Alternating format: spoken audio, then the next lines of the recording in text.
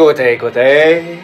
Jamen altså, så har fyren jo været på Godmorgen Danmark. Det er meget svært at forklare, fordi altså, det der med, at så skal man bare ikke være her. Og efter det, så har jeg fået så mange spørgsmål til, sådan, altså, hvor jeg skulle uddybe det lidt og forklare om, hvordan jeg ligesom har det med døden. Så det har jeg prøvet i nogle smukke omgivelser.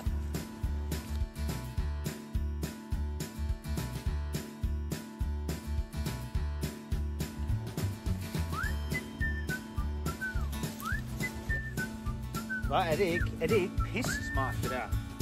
Det er sgu ikke. Jeg tror, det skal være her. En. To.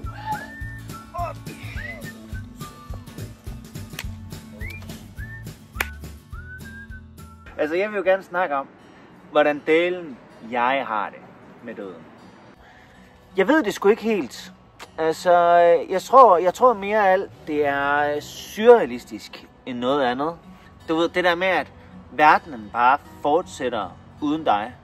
Man kan ikke lade være med at være sådan en smule nysgerrig på, hvad fanden der bliver fundet på i fremtiden, som jeg ikke får lov til at se. Så det vil jeg sige, det er træls.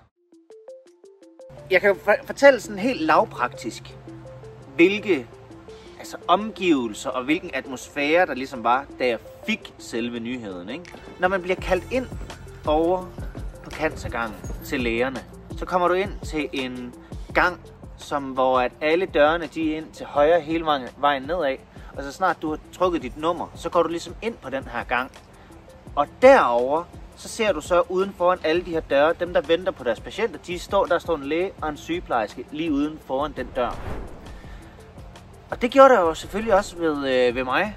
Så vi gik jo derhen, og du ved, der er altid en lille smule small talk til at starte med, og det er jo hyggeligt. Så der var de egentlig glade. Men så snart vi går ind i det her kontor, der sætter jeg mig. Og så sætter lægen sig og den sygeplejerske studerende. Så kunne man godt mærke, at stemningen blev meget, du ved, alvorlig. Lægen her havde været sød til at starte med, at hun var jo sød. Hun blev ligesom lidt rørt af situationen, tror jeg, ikke? Så min kæreste sidder ved siden af mig, min mor sidder ved siden af mig. Og så fortæller hun så, at jeg er i stadie 4, og jeg skal i et kemoforløb. Så spørger jeg, hvad er altså stadie 4 ud af hvor mange? Hvad er det? Og sådan noget, ikke? Så stadie 4 er det værste stadie ligesom at komme i cancer. Og så, altså hvilke tanker man har in the moment. Altså det tror jeg bare er, at det er surrealistisk. Hverken bange eller ked af det. Du ved, altså det var heller ikke en tom følelse. Det var bare surrealistisk. Så da vi kom ud fra lægen og samtalen, hvor jeg havde fået det hele at vide, så begyndte min mor også at græde. Det gjorde hun. Nej, det var hun ikke glad for. Det var hun sgu ikke. Altså, så der var ikke, men der var jo ikke rigtig sådan nogen tanker bag det. Altså, jeg tror lige, man skulle bearbejde det, ikke? Hvorfor er jeg ikke helt i kuldekælderen? Jamen altså, jeg tror jo selv, at jeg er pissegod til ligesom at sammenligne mig selv i andre situationer. Fordi at man kan altid, altså uanset hvad, kan man altid få det værre. Man skal altid være glad for det, man har. Det her forløb, jeg har været igennem, det er jo selvfølgelig hårdt.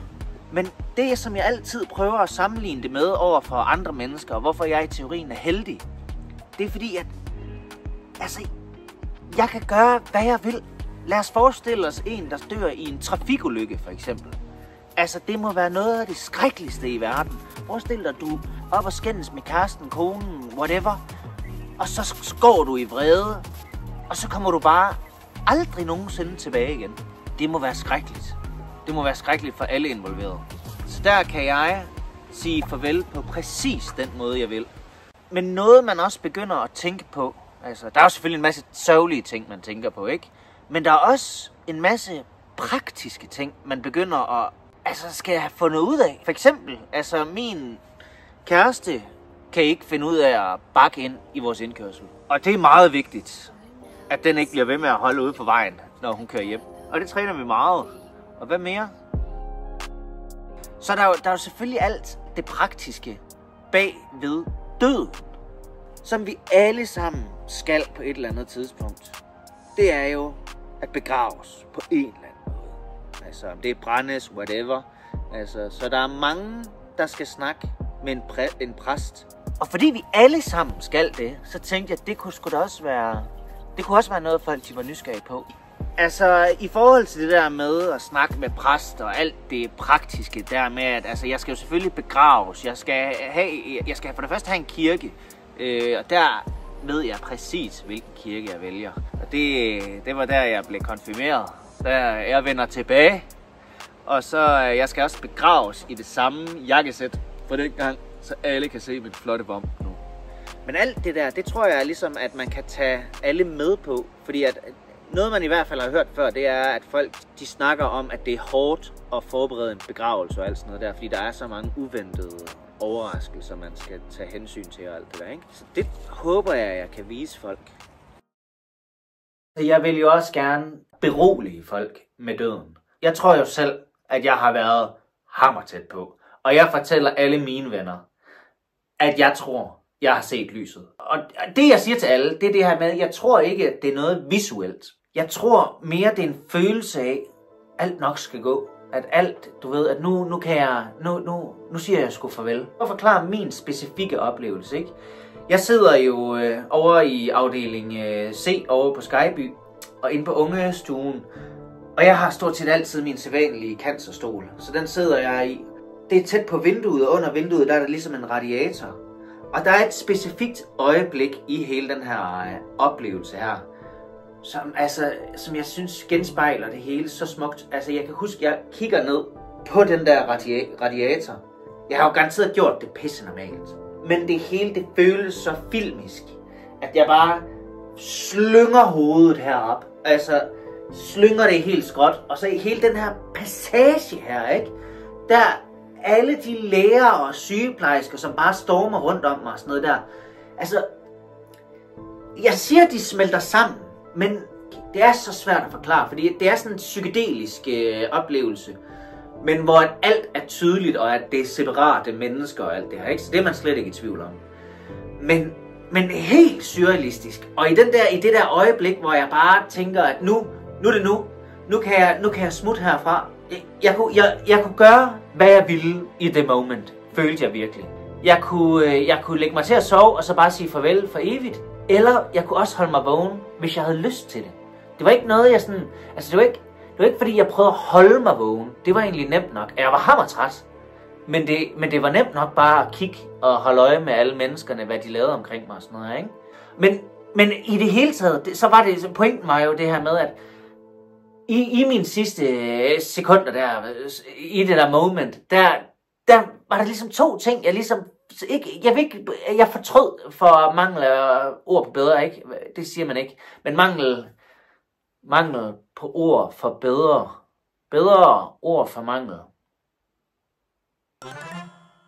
Jeg synes bare, du ved, det er så vigtigt at fortælle det her med, at jeg følte jo ligesom, at det var ikke noget, jeg fortrød som sådan.